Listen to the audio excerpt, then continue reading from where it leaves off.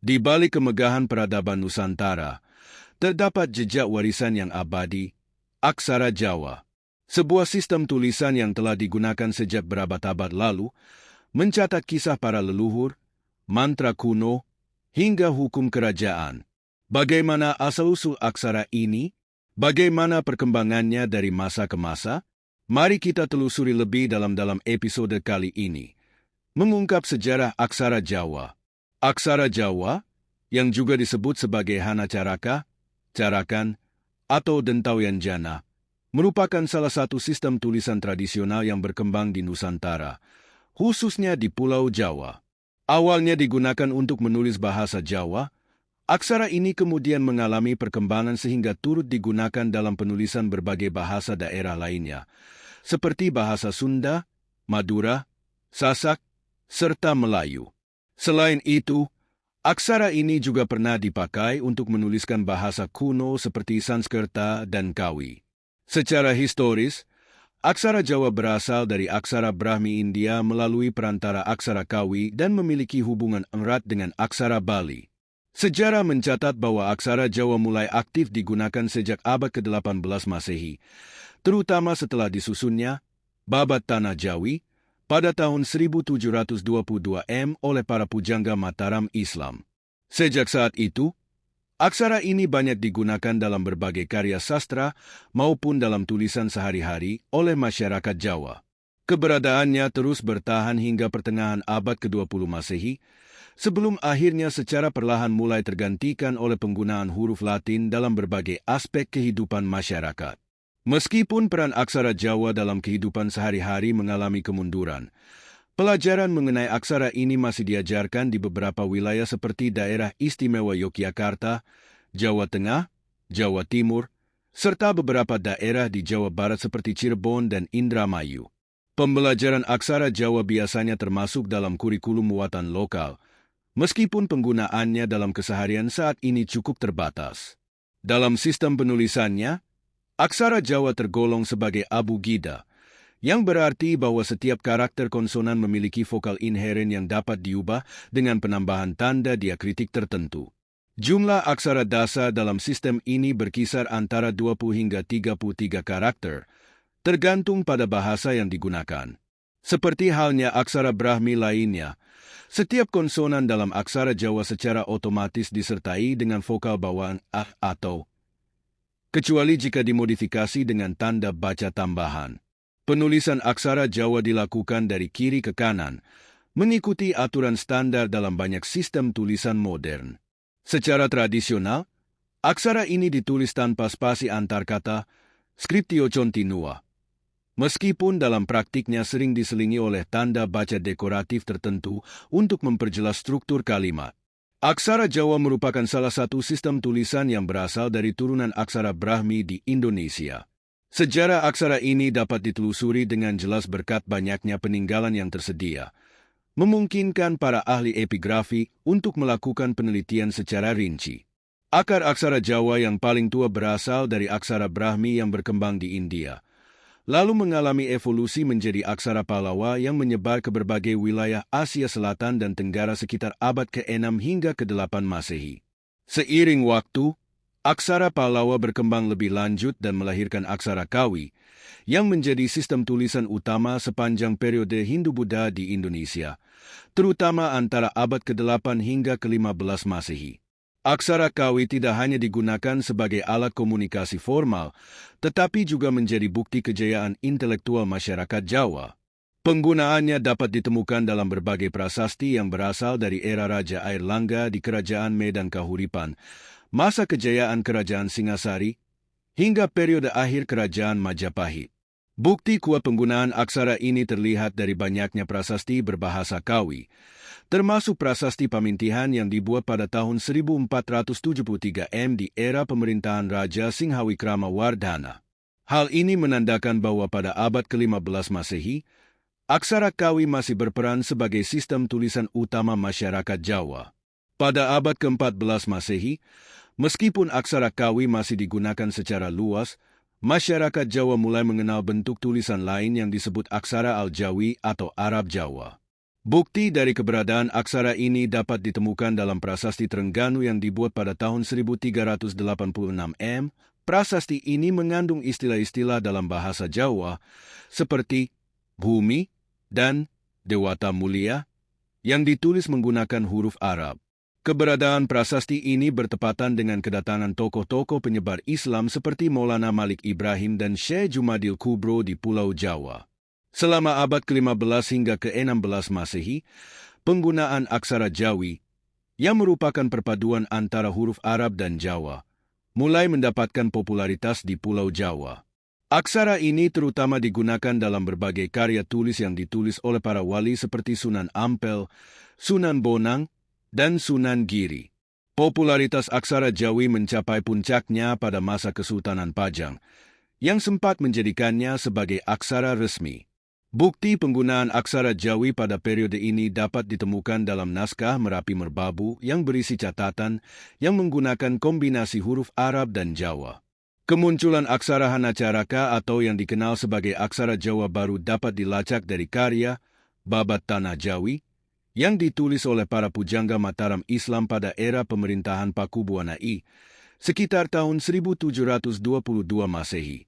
Aksara ini kemudian menjadi bentuk tulisan yang lebih dikenal oleh masyarakat luas sebagai aksara Hanacaraka. Sejak abad ke-18 Masehi, aksara Hanacaraka terus digunakan hingga saat ini. Sepanjang sejarahnya, aksara Jawa telah ditulis dalam berbagai media yang berubah seiring waktu. Pada masa awal, aksara Kawi yang menjadi nenek moyang aksara Jawa banyak ditemukan dalam bentuk prasasti yang diukir di batu atau lempeng logam. Dalam kehidupan sehari-hari, tulisan Kawi umumnya dicatat menggunakan lontar, yaitu lembaran yang terbuat dari daun palem tal, Borassus flabellifer, yang telah diproses agar dapat digunakan sebagai media tulis. Lembar lontar memiliki bentuk persegi panjang dengan lebar sekitar 2,8 hingga 4 cm dan panjang yang bervariasi antara 20 hingga 80 cm. Tulisan pada lontar biasanya digurat menggunakan pisau kecil, kemudian dihitamkan dengan jelaga agar lebih mudah terbaca. Sistem penggunaan lontar ini memiliki sejarah panjang di Asia Selatan dan Asia Tenggara. Memasuki abad ke-13 Masehi, kertas mulai diperkenalkan di Nusantara seiring dengan berkembangnya pengaruh Islam.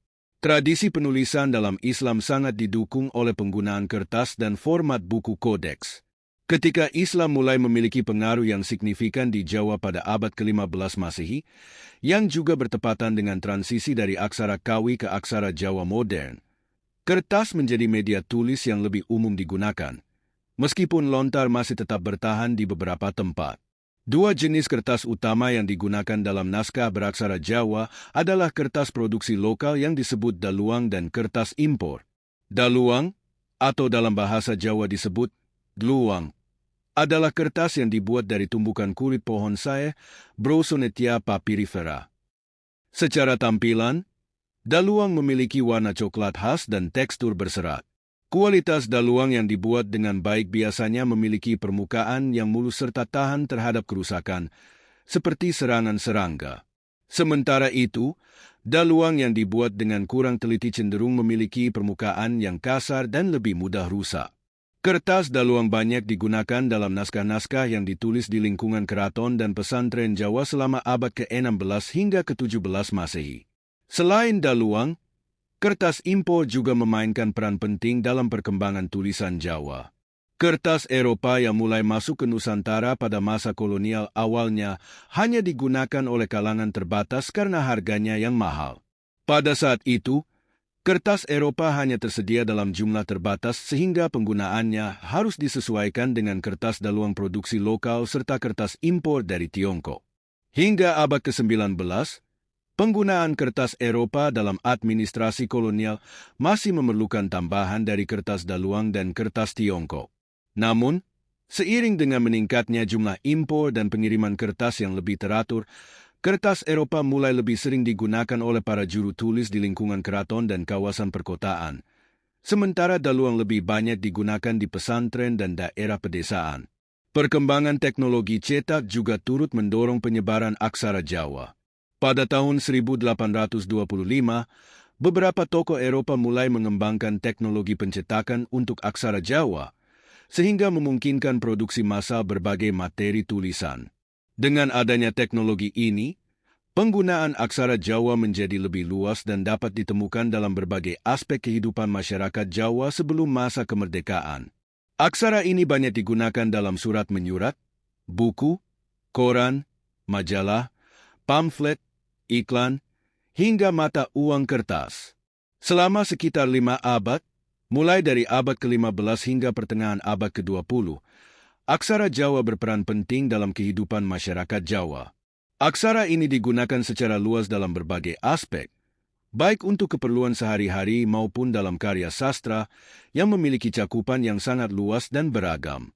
Sebagai akibat dari tradisi lisan yang kuat dalam budaya Jawa, karya sastra tradisional umumnya disusun dalam bentuk tembang yang dibuat khusus untuk dilantunkan. Oleh karena itu, teks dalam aksara Jawa tidak hanya dinilai dari segi isi dan susunannya, tetapi juga dari aspek irama serta nada pelantunan yang menyertainya. Dalam dunia sastra Jawa, seorang pujangga tidak diwajibkan menciptakan cerita dan karakter yang benar-benar baru. Sebaliknya, tugas mereka adalah menyusun dan mengubah kembali kisah-kisah yang sudah ada agar lebih sesuai dengan selera masyarakat setempat serta perkembangan zaman. Akibatnya, karya sastra seperti cerita Panji bukanlah satu teks tunggal yang memiliki edisi utama sebagai rujukan, melainkan merupakan kumpulan variasi kisah yang memiliki kesamaan dalam tokoh utama, yaitu Panji. Salah satu genre sastra yang memiliki akar paling tua dalam kesusastraan Jawa adalah wiracarita atau epos yang berasal dari tradisi Sanskerta, seperti Ramayana dan Mahabharata. Karya-karya ini telah diterjemahkan dan diadaptasi sejak era Hindu-Buddha, memperkenalkan karakter pewayangan yang kini sangat dikenal dalam budaya Jawa, seperti Arjuna, Sri Kandi, Gatotkaca, dan berbagai tokoh lainnya. Seiring dengan masuknya Islam ke tanah Jawa, tokoh-tokoh dari Timur Tengah, seperti Amir Hamzah dan Nabi Yusuf, juga mulai muncul dalam sastra Jawa. Selain itu, beberapa tokoh lokal dengan latar belakang semi-legendaris juga banyak dikisahkan dalam karya sastra, seperti Pangeran Panji, Damar Wulan, dan Calon Arang. Pada abad ke-19, perhatian kalangan Eropa terhadap bahasa dan sastra Jawa semakin meningkat.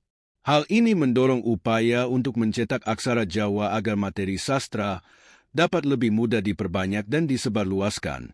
Upaya pertama dalam mencetak aksara Jawa dilakukan oleh Paul van Vlissingen, yang berhasil menerbitkan aksara Jawa dalam surat kabar Bataviascoran pada Oktober 1825. Meskipun inovasi ini merupakan pencapaian besar pada masanya, bentuk aksara Jawa dalam cetakan Vlissingen masih dianggap kurang baik secara estetika. Oleh karena itu, upaya pencetakan aksara Jawa terus berlanjut dengan berbagai penyempurnaan.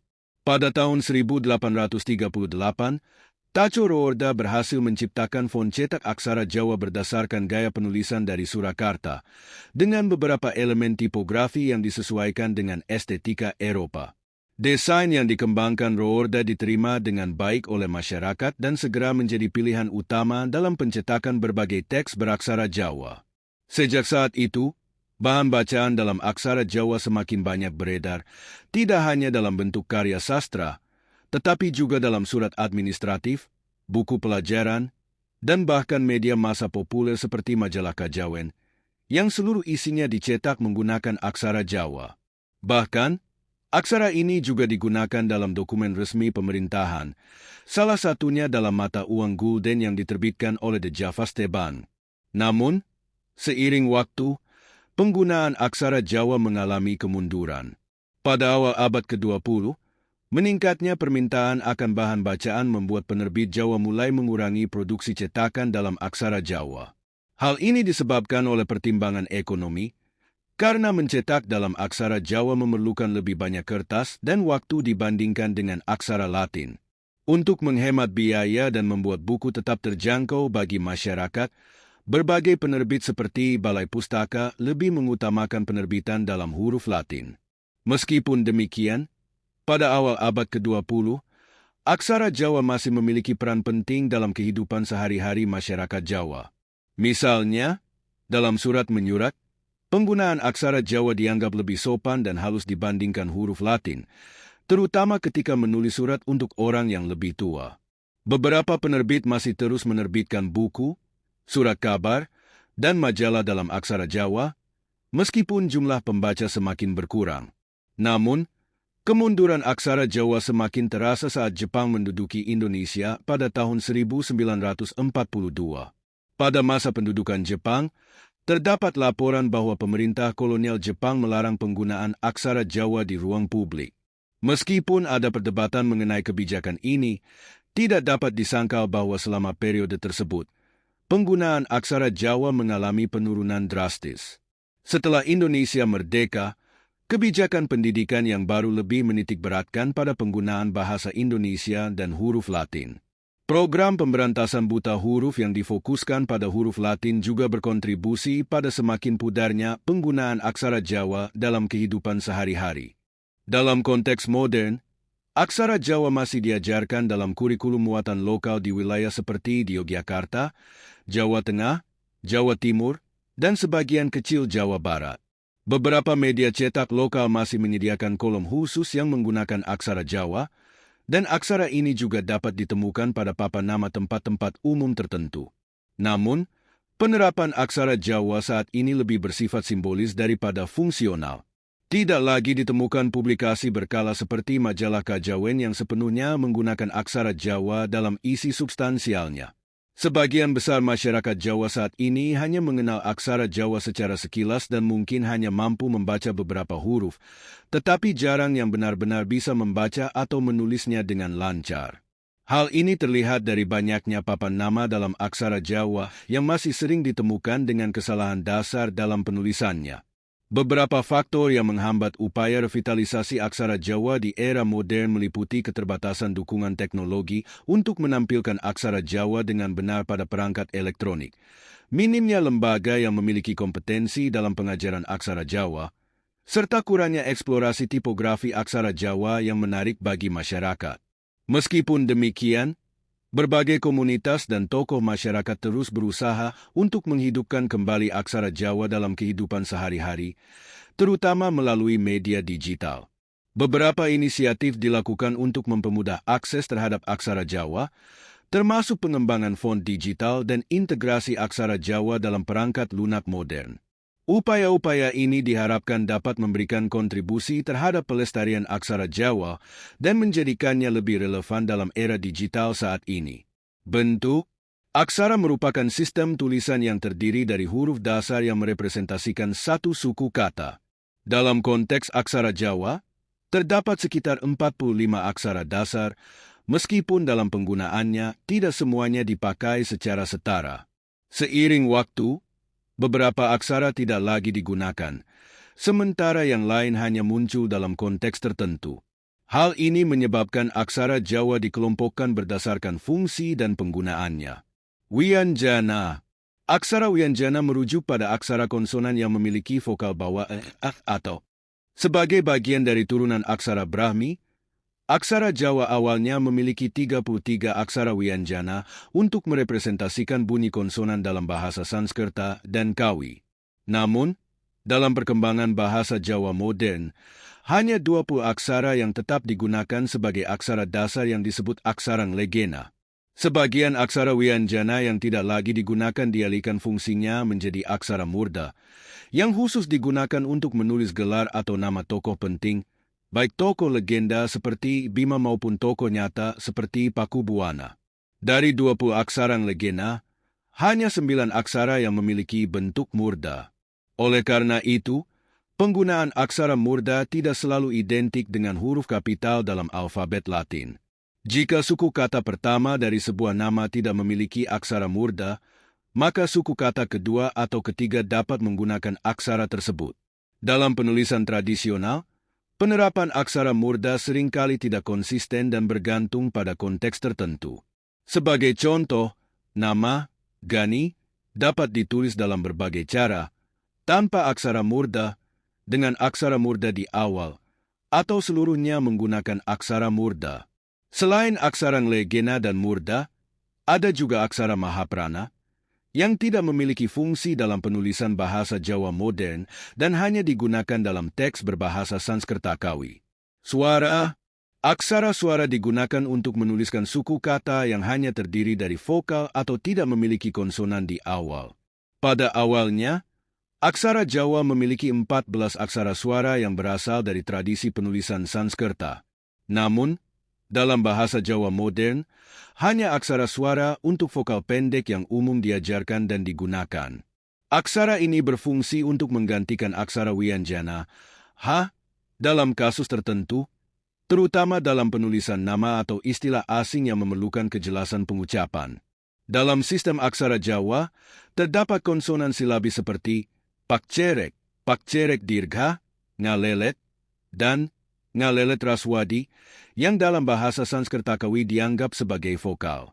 Dalam bahasa Jawa modern, hanya pakcerek dan ngalelet yang masih digunakan. Pakcerek dilafalkan sebagai seperti re dalam kata remah, sedangkan ngalelet dilafalkan sebagai l seperti le dalam kata lemah. Dalam pengajaran modern, kedua aksara ini sering dipisahkan dari aksara suara dan dikategorikan sebagai aksara ganten. Aksara ini wajib digunakan untuk mengganti kombinasi rapepet serta lapepet dalam setiap konteks penulisan. Rekan. Aksara rekan merupakan tambahan dalam aksara Jawa yang digunakan untuk menuliskan bunyi-bunyi asing. Awalnya, aksara ini dikembangkan untuk menuliskan kata serapan dari bahasa Arab, tetapi kemudian juga digunakan untuk menuliskan kata-kata serapan dari bahasa Belanda, serta bahasa Indonesia dan Inggris dalam penggunaan modern. Aksara rekan biasanya dibentuk dengan menambahkan diakritik cecak telu pada aksara yang memiliki bunyi paling mendekati bunyi asing tersebut. Sebagai contoh, aksara rekan, FA, dibentuk dengan menambahkan cecak telu pada aksara pa. Karena tidak ada standar baku dalam pembentukan aksara rekan, kombinasi aksara wianjana dengan bunyi asing dapat berbeda antara satu penulis dengan yang lain. Menurut beberapa sumber, jumlah aksara rekan bervariasi. Padma Susastra dan Dwija Sewaya menyebutkan bahwa terdapat 5 aksara rekan utama, yaitu fa, za, fa, za, dan K. Sementara itu, menurut Hollander, terdapat 9 aksara rekan dalam sistem aksara Jawa. Diakritik adalah tanda tambahan yang melekat pada aksara untuk mengubah vokal inheren yang dimiliki aksara tersebut.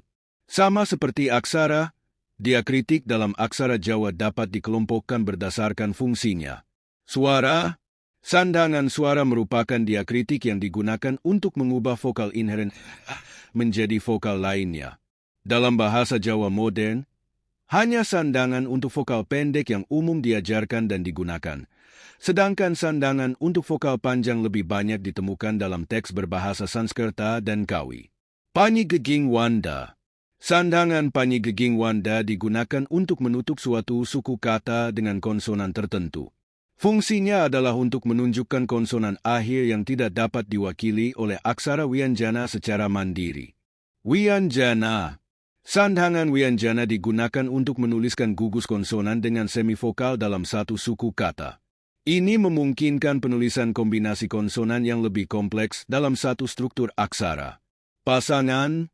Dalam sistem aksara Jawa, vokal inheren dari aksara dasar dapat dihilangkan dengan penggunaan diakritik yang disebut pangkon. Namun, pangkon biasanya tidak digunakan di tengah kata atau kalimat. Sebagai gantinya, digunakan bentuk pasangan untuk menuliskan suku kata tertutup di tengah kata dan kalimat. Berbeda dengan pangkon, pasangan tidak hanya mematikan vokal inheren tetapi juga menunjukkan konsonan selanjutnya dalam kata tersebut. Misalnya, aksara MA yang diikuti oleh pasangan dari pak akan membentuk suku kata MPA.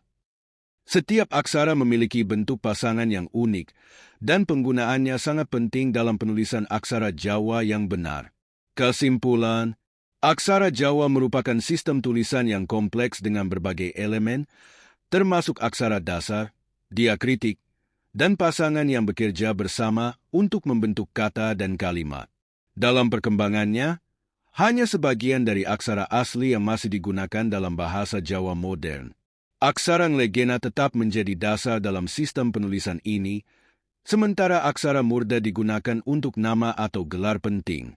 Aksara suara dan aksara ganten digunakan untuk memperjelas vokal, sedangkan aksara rekan berperan dalam menuliskan kata-kata serapan dari bahasa asing.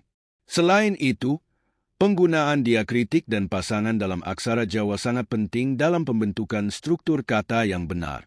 Sandangan suara mengubah vokal inheren, sandangan panyigiging wanda menutup suku kata, dan sandangan wianjana membantu dalam penulisan gugus konsonan.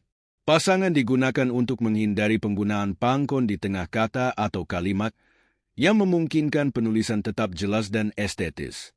Angka dalam aksara Jawa. Aksara Jawa memiliki sistem numerik tersendiri yang berfungsi seperti angka Arab.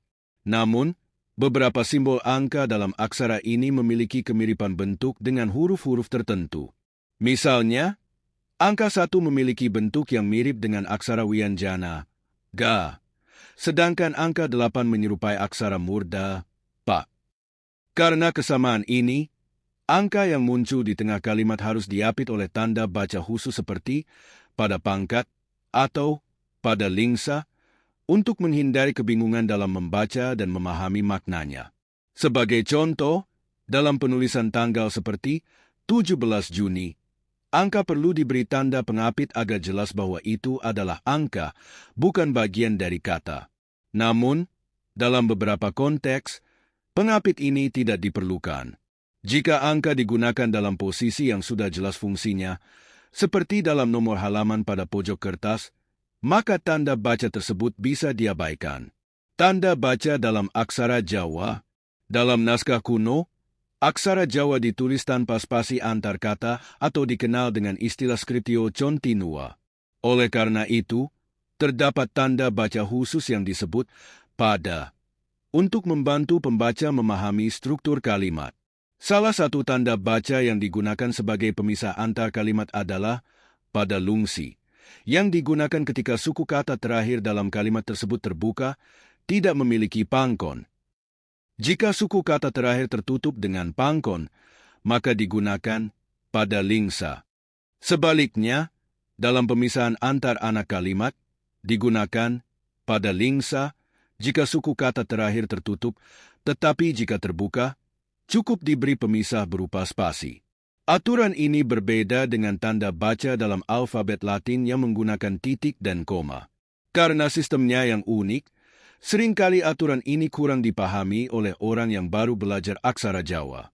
Dalam aksara Jawa, tidak ditemukan tanda baca yang secara langsung menggantikan tanda tanya, tanda seru, tanda hubung, simbol matematika, termasuk garis miring, atau titik koma, berkedip.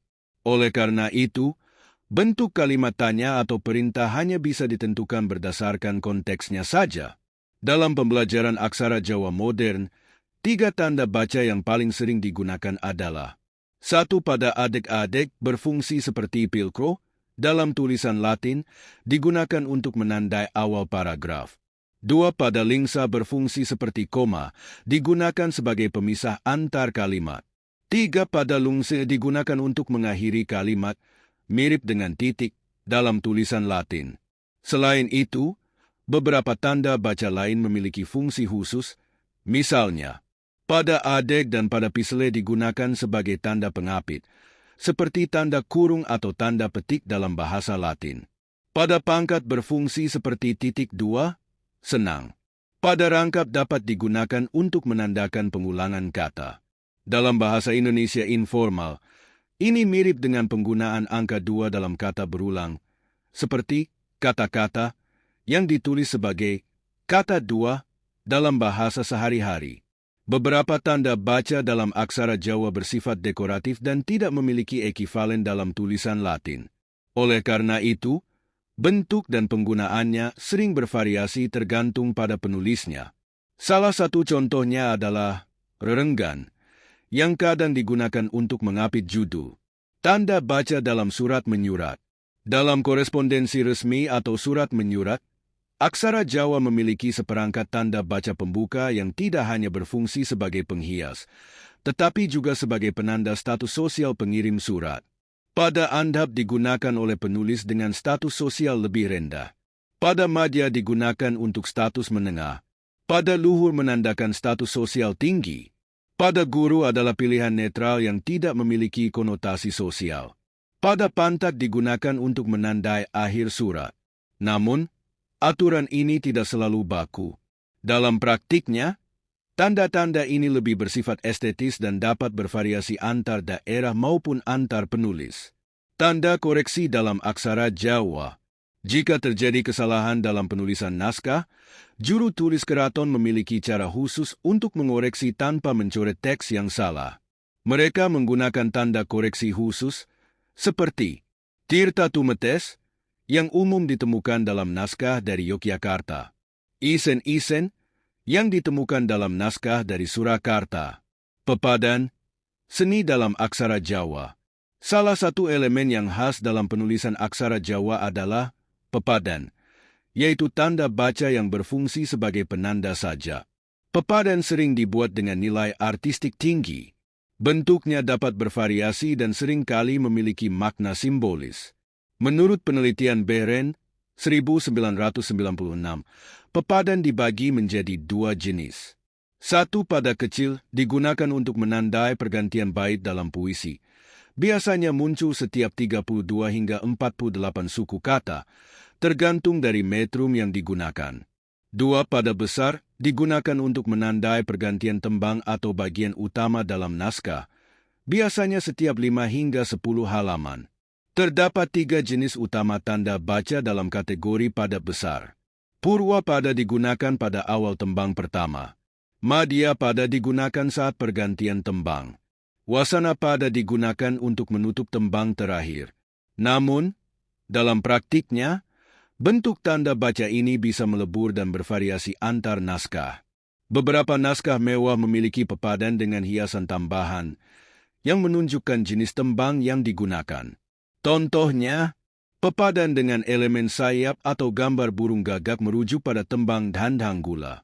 Pepadan dengan gambar ikan mas merujuk pada tembang Mas Kumambang. Salah satu pusat penulisan naskah dengan hiasan pepadan yang indah adalah Skriptorium Kadipaten Pakualaman di Yogyakarta. Pengurutan aksara Jawa. Aksara Jawa modern diurutkan berdasarkan sistem Hanacaraka, yang dinamai dari 5 aksara pertama dalam deretan ini. Urutan ini terdiri dari 20 aksara dasar yang membentuk pangram, yang sering dikaitkan dengan legenda Aji Saka. Asal-usul urutan Hanacaraka tidak diketahui dengan pasti, tetapi diperkirakan telah digunakan sejak abad ke-15, ketika pengaruh Islam mulai berkembang di tanah Jawa. Banyak tafsiran mengenai makna filosofis dan esoteris yang terkandung dalam urutan ini. Namun, Hanacaraka bukan satu-satunya sistem pengurutan dalam aksara Jawa.